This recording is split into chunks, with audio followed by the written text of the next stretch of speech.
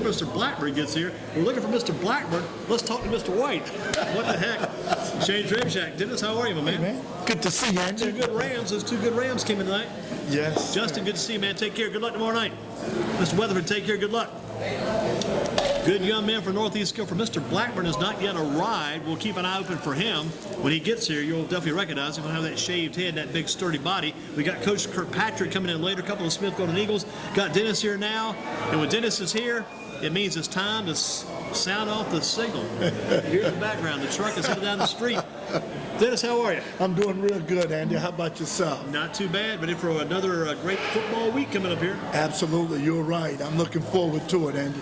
I had Joe Sierra here earlier. Talked to Joe, had a few questions for him. We'll share some of those same questions with Dennis tonight also. What time do you think they need to start the football game? 7 o'clock or 7:30 kickoff? Well, I like the 7:30 time. 7:30.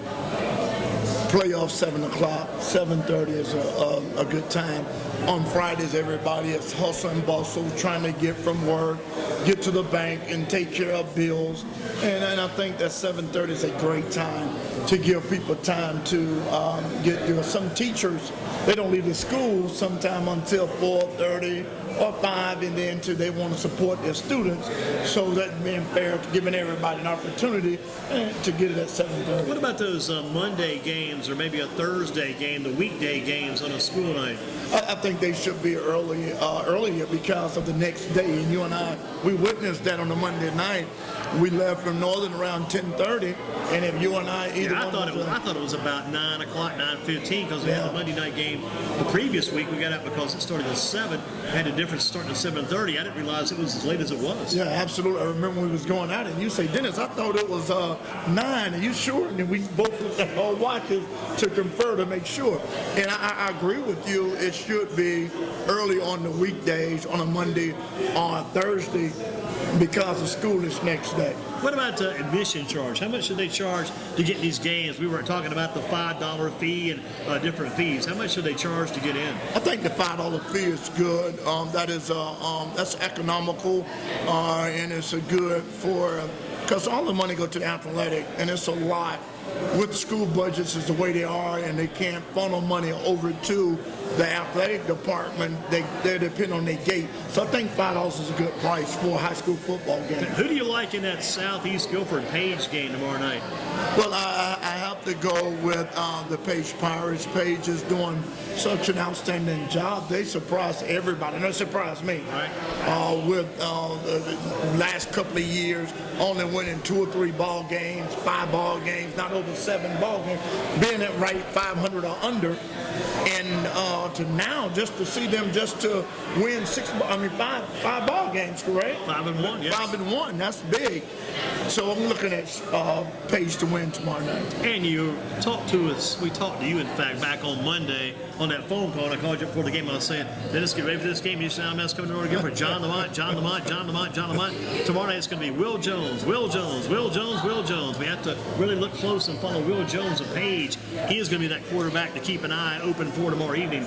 Outstanding talent for the Page Pirates, Will Jones. Yeah, and Andy, over the course of almost 15 years I've known you, every time you throw a name out there, it happens. It certainly happens. You have introduced the Greensboro community to so many guys, upcoming stars, and every time you say the name, it's certainly pan out that way. And Will Jones, you and I remember him last year, came in behind Dominique Britt. He did. Struggled a little bit, and now he have 3 go-to receivers, and everybody know his main receiver is Overton. So yeah, Will Jones, he was our player of the week, and we're going to get that list back up. And Will Jones, the second week, he was our player of the week on GreensboroSports.com, Chick-fil-A player of the week.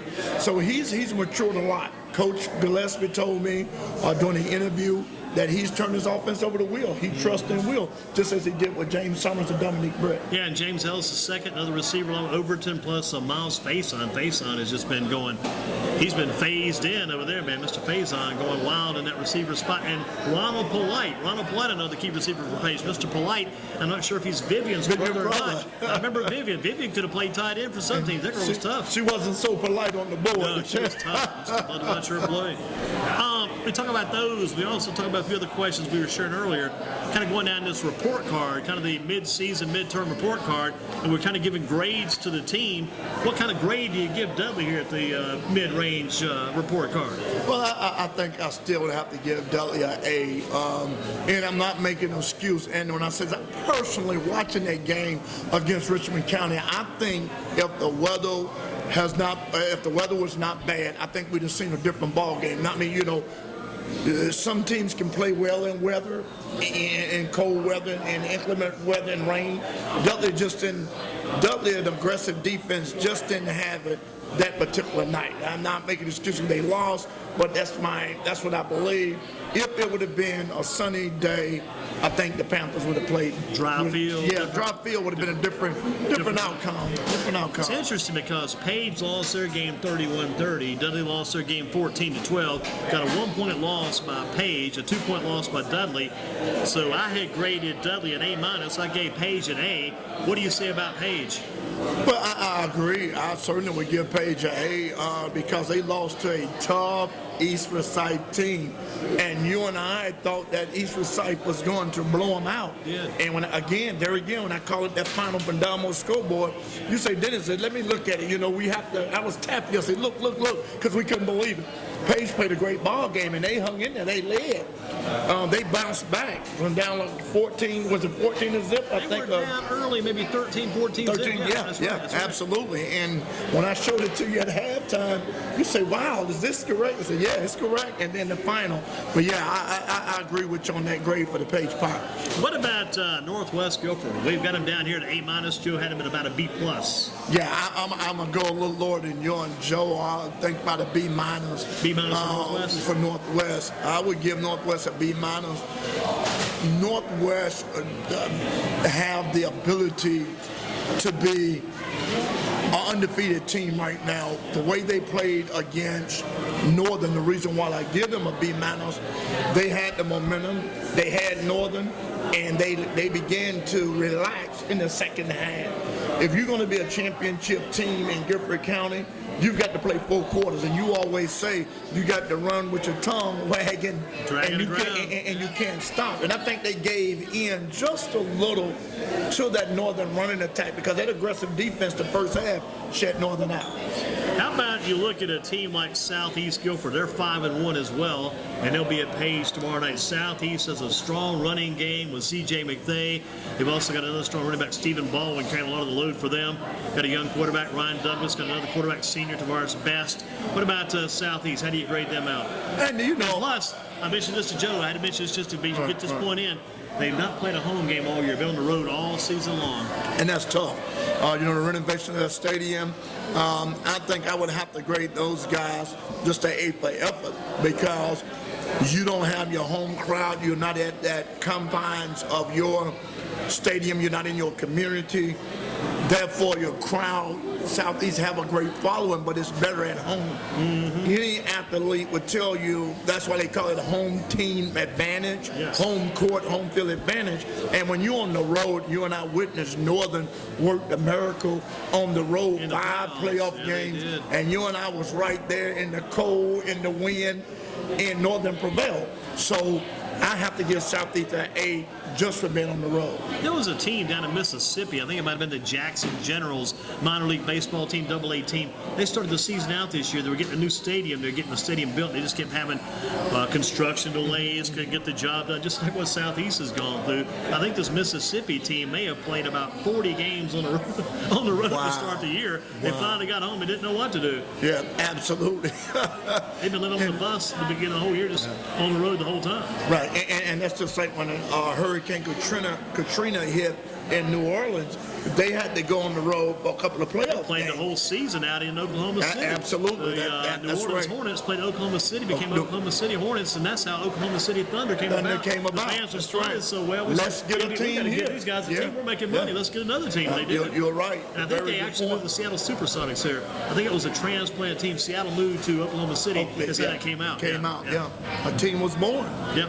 And boy, a lot of teams had to play a lot of different places, like you say, when Katrina hit there. Yeah. The Saints had to move out and play other places, and Tulane right there in New Orleans had to move on and play other places. It was crazy. It was crazy. You're right. Absolutely. What about some other grades here? How about this team we had here last week? This High Point Andrews Red Raiders team. They're 5-1. Lost the first game of the year. Haven't lost a game since then. They're racking up about 300. Every time they rush 300 yards, the coach buys those guys 50 wings each on Monday night. The offensive line get 50 wings each on Monday night when they rush for 300 yards. They've been rushing 300 yards every game. Wow, Don and I, we better get on the line. 50 wings each. That's what I'm hearing, offensive yeah. line. That is great. Our offensive line got popcorn in the movie at the offensive coordinator's house when we rushed over 200. You guys got popcorn in the movie? Yeah, popcorn Wow. in the movie. Our Yeah. offensive line, we got popped and we had to move. We moved every week. Our family kept moving. Yeah, and they had shirts and line busters. You have to give special love to the offensive line because you and I. Our shirts said on the front, but we didn't have those little shirts. It said, "We love the wishbone." Had like a half shirt, like a half T-shirt. We wore it under our pads. Wow. And then we love the We wishbone. love the That's what we wishbone. ran back then. Yeah. Back in the day. And real quickly, and for wishbone, for offensive lineman, you have to be quick. You have to do a lot of pulling. You have to do a lot of double teaming. So the wishbone offense, man, you have to be a smart offensive Our lineman. offensive line average weight was 168.5. Can you imagine that now? Can you yeah. imagine that now going up I wish I against? had a chance to coach a line someday, and I'd get some small linemen out there. We could show these people what's going on. Possibly, I don't know. Maybe we could. Maybe we couldn't. We sure give it a shot. But that was average size back then. And look at it now. We thought 170 was huge. And look how it changed in the NFL. Now You it's used like- to be 340, Yeah. 400 pounds of hogs. Now you got guys like Isaiah Little Dudley, 6'6", 348. Can go on the line. The In high school. Statler brothers, you know those. Oh yeah, you can go and in. you had that kid on Max Preps last week. The guy's 7 feet tall, weighed 442. Absolutely. So but back to your question that you was asking about the Red Raiders. Yes. I would give those guys an A because when they lost that first game, you thought it was over. Then that night there again, you never second guess the scores. But when I showed you that game against Reedsville, you said, let me see that again. I wear glasses and I had to say, Andy, because when I see scores, especially it's the one-sided, the opposite way. Right. I have to tap you and you then, because you always get a confirmation right at it, and you say, it's right, that baby's right. So Don has been 100% accurate, 1,000. He betting 1,000, so when he sent us a score, we know it's accurate. It's just like the game we had last week, 72-65 with the Winston-Salem Prep and Bishop McGinnis. I went back and posted it again the next day at second time. I went to Max Preps. I got the stats. The quarterback from Bishop McGinnis threw for 7 touchdowns that night, 441 yards. He had one receiver had 5 touchdown receptions, another had 2 TD receptions. I didn't even post the Winston-Salem Prep notes because it probably would have taken another half of the day to get it done. Right. Was they playing defense? They were just saying who can score. Then your turn before the clock run out. Sometimes you'll run scores up like that, even in college when you have overtime sessions. With overtime, each team continues to score, but in they might finally regulation- make the team go for 2. But I'm not sure how that game. 72-65 was the score, though. Yeah. Andy, you have one of the highest IQs I know of high school football. Do you remember a score of that nature that we seen the other night? So that had to be a historical score. for Sound North like it to Carolina. me, yeah. I would say it Wow. was very close to it, if not right at it. Right. Looking again tonight with young man Garrett Blackburn from Southern Guilford. Hope he gets with us tonight. Hope he's on his way. Hope nothing went wrong. Hope everything's okay. But let's talk about Southern Guilford. They're 5-2 so far. What kind of grade do you give them? Southern Guilford Storm, when you and I saw them play over at Ragsdale, they had an opportunity to blow them out. Started 14-0. Yeah, they did. The Ragsdale defense held your great quarterback and running back and receiver tandem, that triple threat of Southern. I'm going to give Southern an A because of when Reggie Gillespie left, nobody gave these kids a chance. No. They rid them off. Thought it might be over. Yeah, thought it was over for them.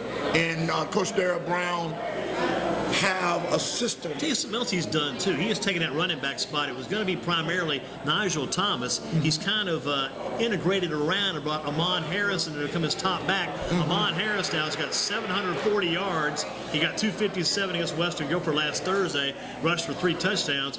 Harris is taking over that running back spot and just having some great results back there, doing outstanding. They still got Thomas when they need him, and they still got Rayshon Knight, the quarterback. They still got Kenyon Taylor, the wide receiver, just a great end-around runner, receiver, Kenyon Taylor. Still got Ron Hunt, still got Tariq Hawk. Southern's got some talent still. You're right. When you talk about Southern, let's go to Malik Mosley. Let's go to Gillespie. Yeah, let's go back. That's a good point, because back when Malik Mosley, when he left the next year, that was Reggie Gillespie's junior year. Absolutely. They didn't do quite as well, but they finished strong. And they've had to come, going this year, it's a lot like having to come back after that Malik Mosley Absolutely, year. absolutely right. And they've overcome a lot of obstacles. They've gotten out of the shadow of Gillespie. They've gotten out of the shadow of what could have been. They playoff hopes was dashed that night. You and I was there. That was a high-scoring affair as well. Yeah. Up in the 50 points. And Andy, you said it right before it happened that Gillespie should have been under the running back, under the center running back. Yeah, because it shocked us on that call. Yeah, because it shocked us on that call. As soon as you said it, it happened. Just as soon as you got the words out your mouth, and their season was over.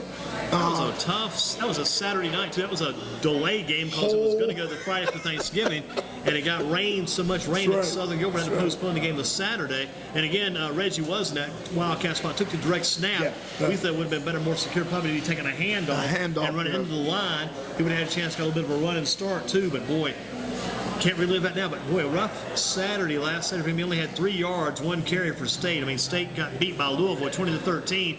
And the State game was the game I talked to you about on Monday night doing that ball game. I said sometimes you got a receiver wide open going up the field. They throwing the ball, it just hits his hands. He can't. That was the game I referred to Monday night, that Louisville game. Because Louisville, here's what happened. Louisville's got a receiver on the side of the field. Louisville quarterback drops back. I think he might be a freshman too. They're all young these days. He throws that ball to his receiver, hits his hands and dropped it. What I did watch the game since I'm a State fan, I just went, I busted out laughing. I just laughed at the guy. And all of a sudden the referee comes back. Ladies and gentlemen, we got a personal foul on the offense on NC State. What the hell? That was a defense. I thought, man, that guy just dropped the ball, and State just gave him a first down. Yeah, you're How absolutely crazy right. is that? And we see the Smith guys are coming in. That's right. So when you look at the grades that you and I talked about, I would have to give them an A based on. Dennis, you're right back in here, sir. We're catching you. You're doing everything for us tonight. He was breaking it down out front. Now he's bringing it back in.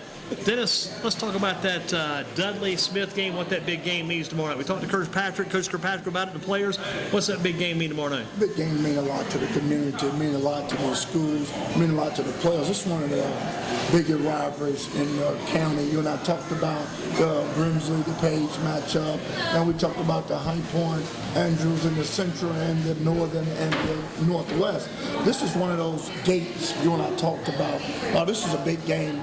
And as you said, for Smith to come in each year underdog, exception of the year when Brunson was 10-0 with Ebron and Jeff Sims in that group. That's the night that you and myself and Big Jim Marlin witnessed 2 5-0 teams. That was when the Dudley and Smith. That's when we came up with the saying, "Not enough room for a midget." Yeah, that's right. That's right. I remember them. It was jam packed. And that was at Smith that night, It was wasn't at Smith, Yeah, absolutely. Yeah, wow. And so that's been our I saying. almost forgot about that said about the midget. Wow. Yeah.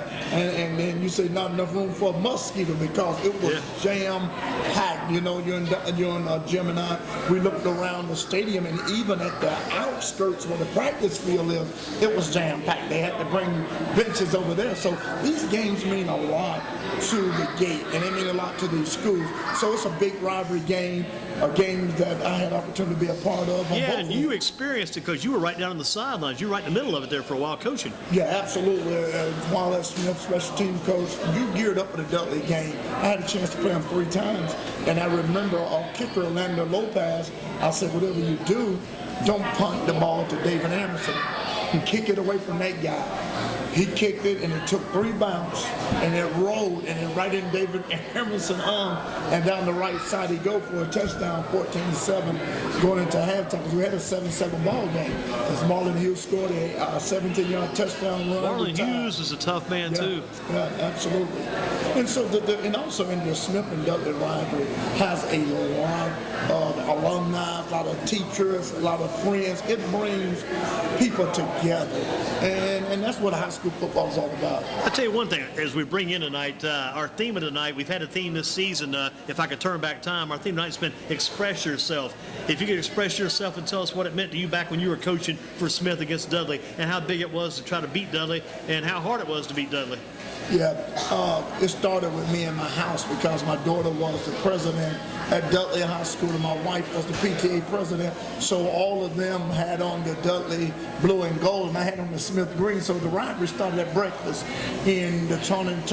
But if I could turn back the hands of time, I wish it would have been a lot closer games because you and I always talk about you real big on this. Close games. Oh, yeah. And those close games mean a lot.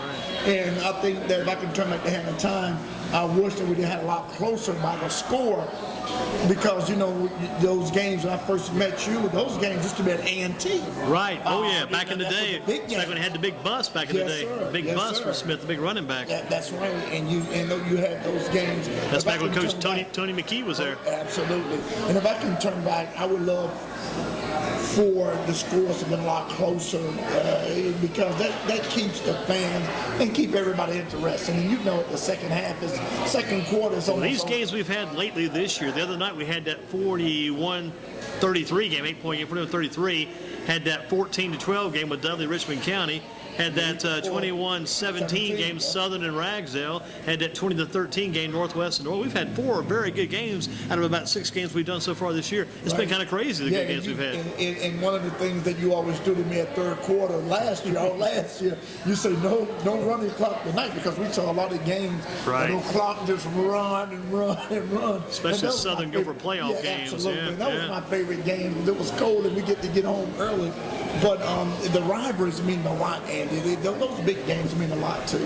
Yeah, and like we said, express yourself. That's been our theme of the night tonight. Taken from the Staple family singers back in the 70s. Remember that? Express yourself pretty well.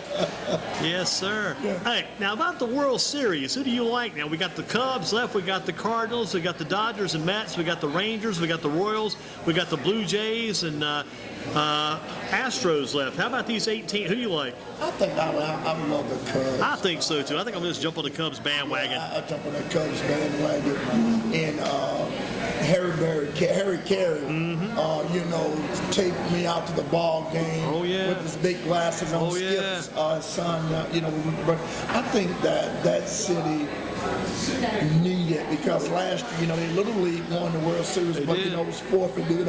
And I think the Cubs is one of those baseball teams that been around forever. Oh yeah. You know, the Red Sox won it back a couple of years. They won it actually twice. They finally got rid of the ghost. And then the guy that was the general manager for the Red Sox, Theo Epstein, he then became the GM for the Cubs. And then also they said the Cubs were in a movie, Back to the Future, 1985. They said, I didn't see it, but I heard about it, talking about it on the radio and stuff like that. They said the Cubs were in that movie, Back to the Future, 1985. The guy was driving the road in 1985. He saw a billboard said Cubs World Series champs. They said 30 years later, 2015. That's what that billboard said because he went ahead 30 years, 2015. So it would be. So it would be now. Yeah, it's crazy stuff. Yeah, and I would love to see the Cubs. I would love to see the Cubs. That city. Now my team is the Rangers. We had a chance to win it twice a couple of years ago. Got beat by the Cardinals, and the Rangers had one time they were like 1 out, 1 strike away from a World Series title. So I'd like to see those guys still win one, but I mean the Cubs would be great to see them win it too. Yeah, and my team, the Braves. Oh yeah, I love the Atlanta Braves. Funny that the Marlins actually finished at the Braves this year, and the Marlins were 20 games under. I looked at it today. That's crazy. It's crazy. Yeah,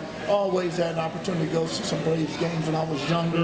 Out of South Carolina. Yeah, absolutely. If you got some okay reports to your friends out of South Carolina, people doing okay? Yes. A lot of the thumbs up, and a lot of people know fatalities of the people I know. And you and I talked about it, you know, like last week on the air. It's such a devastating event. You know, anytime you have a natural disaster, you know, especially with home cemetery. It looked about as bad in South Carolina as it did back when Katrina hit New Orleans. I seen the same thing. All those water levels. All the water levels inside those houses. Yeah, and you know, you have the Broad River, you have the Santee River. You know, even down in Socastee side, they showed a picture down there. That's down below Myrtle Beach, I think, and that place was loaded with water. And that's where the dams are. You know, when they break. The dams break.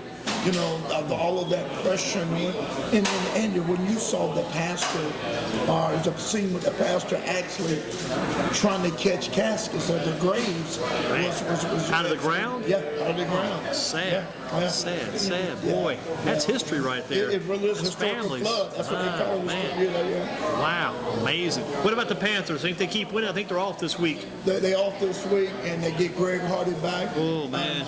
They're playing some great football. Cam Newton. I think that the older Cam get, the better he become, and they're doing outstanding. And when Benjamin was down, everybody thought that was the Panthers. They thought that was over. Cam had nowhere to go, but he's when they lost Luke Kuechly, people thought it might be over too, but the defense has gotten better. They've grown up a lot without him in there. Absolutely. And then you always talk about when a star is out, that gives another opportunity for the next guy to man step up. Yep. That's right. So we talked about the game times. You like the 7:30, right? 7:30, yes, sir, on the Friday night. And the $5 admission fits you pretty well too $5, yes, on sir. that. Now, the Page and Southeast game, could you elaborate a little bit more on that before we close out? Yeah. What you expect to see in that game, Martin? You said you expect to see Page win. And again, what do you expect to see as far as the nature of that game I goes? expect the nature of that game to be a very close ball game. Southeast running, Page defense is going to be tested with the Southeast running game. Southeast defensive backs going to be tested with the Page passing game. So whichever one of those teams can perfect the offense or defense, Andy, that's who's going to win the ball game. If Southeast can perfect that running game, and if Page can perfect it, it's not going to be a blowout by no means. I think we're going to have a 28-21 ball game or 21-24. It's going to be a touchdown win. I favor Page by a touchdown due to DeAndre Overton and Will Jones. Let me go back quickly to these schools. Not going to go into one detail, but just, do you agree with these grades? I think we got about as far as Andrews. We got to Southern. Eastern Guilford agree with a B? Yes. How about Northern C+? Yes. High Point Central D? Oh, that's the team real quick. I just can't believe how they played. I thought they was going to do a lot better, but yeah, D fit them well. D for Central. How about Northwest C? Southwest Guilford a D? A D, yes, sir. I got a D for Grimsley. Absolutely. Hated for Coach Norwood. I got a D- for Ragsdale. Yeah, you hated for the legendary ball coach, but yeah, that's right. That is right. Smith is getting better, but I got him a D-. Got some work to do. They have the right grade. I got Northeast Guilford with a D. They've got the same record as some others, but they did get the win. I think they need a little extra push due to that win. Yeah, you're right. To find a way to win, get a D. I got Western Guilford, the team I played 4 years ago, with an F. Yeah, Hate it, but that's the way it is. Yeah, that's the way it is. You know, you and I had a couple of great runs with Northwest. Matter of fact, the games was, and when the coach left, you know, you and I didn't know who was going to replace, what's going to be. So Northwest got some work to do. That's the right grade. And quickly, before we let Dennis go, your favorite convenience store? My favorite convenience store, I tell you, Andy, is, I have to say Sheetz. If you didn't say Sheets, I was going to shoot you. Sheetz have to be. Got to be Sheets. You have love to be. Sheets. You know, I love Sheetz. I got my little card on me right Oh, now. mine too. I go there quite often. Now, just maybe they'll help us out one day with a little plug when here. I was coming from the high school championship right. game, we stopped at those Sheets. Do you like the nighttime breakfast food they're serving these days? They've gone nighttime breakfast a lot of these fast food places. I love it. I love nighttime breakfast. That's what we do at home, so I love it. Yes, I sir. ate the sausage biscuit and a hash brown last night. One of the best things I've had to eat in years. I loved it. Yeah, The only thing better than that is Shane's. Right, Shane's is the that's best. your 50 wings I'm going to eat tonight. We'll show them. I'm going to prove it. I can do it. 50 wings. Greensboro Fair, DC Classic Fair, Raleigh State Fair. Would you pet the horse? Would you pet the cow? Would you pet the goat? Or all of the above? All of the above. I love those animals too. Yeah. And you said the World Series winner is going to be the Cubs. Yes, for the Cubs. Dennis, what can you tell me about Nathan? What's Nathan up to? Then we're going to let you go get him. Nathan is up to a job now. He's working at Chick-fil-A at the mall. He's still very active on the sidelines of Greensboro Sport. He's now training. He's at Piedmont High School, a new charter school, under Coach John Carter and Ken Free. I heard Ken Free is involved. Now he's a coach. He's also a teacher there. Ken's teaching too? Full-time teacher? History and wow, Kenny Freeze made it a career change because he's been a lawyer. A lawyer. He's not practicing law anymore. I think that's what I expected. Teaching some school. That's a big move. Yeah, it's a big move for him. And his wife is a judge, so. Oh yeah. on that side. But Nathan is up to a lot. He's up to a lot of changing. He's going through the 9th grade peer pressure, the 9th grade changes, and What's he up to size-wise? size-wise, he is growing. He just went for a physical, and over the summer he grew 3.5 inches. 3.5. And the doctor looked at him and said that he could be 6'2" before it's all over. 6'1" or 6'2". What's he now, about 5'10", 5'11"? Almost 5'10" and a half or 5'11". I saw him today like he's growing every day. Like a weed, Yeah, almost. like a weed. Wow. Well, I know you've got to weave your way out of here. Go grab him. Dennis, thanks for sticking with us at Shane's tonight, coming in. And My pleasure. we got everybody in. We got our good friends from over at Northeast Guilford. Got Joe Sierra, News and Record. Got our good friends from Smith High School. Didn't catch our man Garrett Blackburn. Maybe he'll be with us again next week. We'll try to catch him down the road. But it's been a busy show. Dennis, before you leave, can you do me one favor before you hit the door? Could you check in with Paul, see if he's got 2 seconds? Going to talk to me Yes. just 2 seconds with Paul, and then we're going to close it out.